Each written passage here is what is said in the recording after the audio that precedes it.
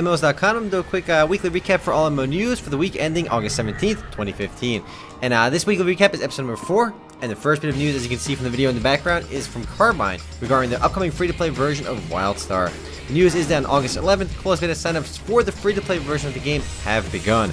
Now, it's definitely a little bit weird to say closed beta signups for Wildstar because the game originally came out in like early 2014, so it's already been out for a while again as a pay-to-play game, but it will be going free-to-play later this year.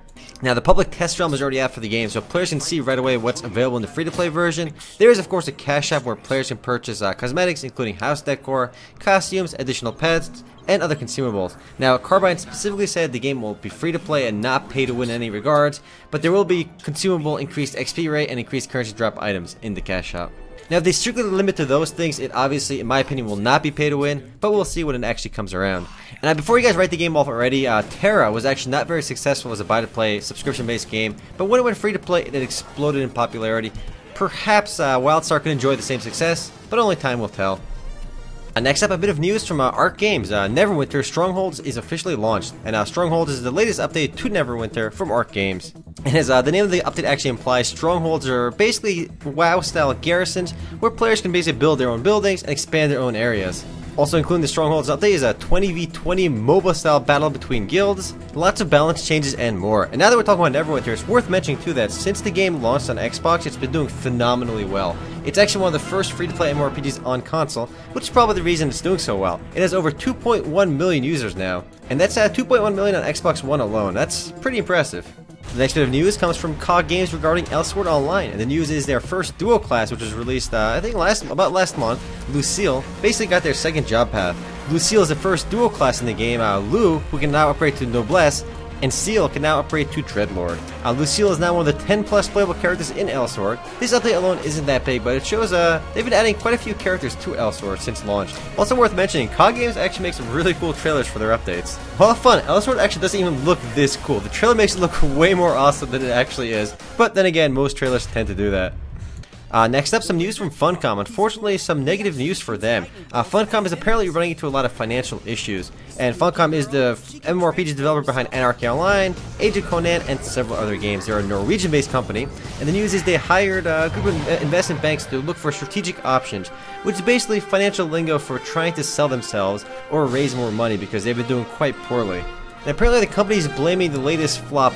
Their latest launch of LEGO minifigures online failed to meet their own internal expectations, because apparently the PC version of the game costs $30, which is doing quite poorly, where the iOS version only costs $5, and it's actually doing pretty well. So I guess they were trying to charge way too much for the PC version.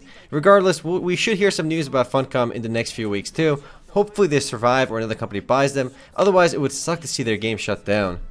Next up, also somewhat Funcom related, but this time on a bit more positive note, the Secret World issue number 12 is set to release on this coming week. And for those unaware, the Secret World is Funcom's buy-to-play game with a heavy emphasis on story. It's one of the only really story-driven MMORPGs out there, so if you're looking for one of those games, it's definitely worth checking out. Episode 12 introduces a brand new daily challenge system, which will give players a reason to keep coming back with daily and weekly challenges, as well as an entirely new token system which basically combines all the previous tokens into a single type called the Black Bullion, which honestly makes things much easier. As with any update, players can also expect new content along with raids and new bosses. Moving right along, we have some more Rising Thunder news. Apparently the game's alpha is no longer restrictive. Pretty much anyone can play the alpha if they want to. Prior to this, you basically needed a key to play. Now it's open to just about everybody. As mentioned before, it's a free-to-play fighting game specifically designed for the PC. I actually did a first look video for it, which will be up fairly soon, and I did pretty awful, just a heads up on that. But yeah, I'll be putting that up somewhat soon. If you do want to check it out, just go to the official website for the game and just go ahead and download it. Next up, some funny backpedaling news from World of Warcraft. Basically, Blizzard previously said there will be no flying mounts available in Draenor. We've discussed this before, but now they backpedaled on that and there's basically flying mounts are allowed. However, in order to do it, they finally revealed what you needed, and apparently in order to get flying mounts in Draenor, it's kind of a big hoop to make you jump through. Players have to complete this entire process, where they basically need 100 of the 200 plus treasures in Draenor, as well as completing a ton of quests in the area. Ultimately, people have been saying, WoW had released a guide about it, and people are saying it can take weeks to complete. However, if you're hardcore enough, you want to play like 18 hours straight, you can still grind through all of it. It just seems kind of silly that they're making it so difficult to achieve flying in this one zone, when players are kind of used to it. It seems like a very odd design decision in my opinion. Considering you can unlock flying in all the previous expansions in a much easier way. You just buy the flying rights, but here they really want to make you jump through the hoops, and I'm sure a lot of players will be pissed off, but there are guides to go through it anyway, and as I said, the Wowhead guide is pretty good for it. Next up, some news about Smite. Hi-Res Studios' Smite is set to launch on Xbox One on August 19th, and it's definitely pretty big news because Smite will be like the first MOBA on console, and it's actually a game very well designed for console. I couldn't imagine playing League or Dota on console, but for some reason Smite, the way it's designed as a third-person action-y game, it makes a lot of sense. And a lot of players might be ignoring Smite, but after HOTS, Dota and League, it's the next big MOBA. It's easily Hi-Res Studios' most successful product.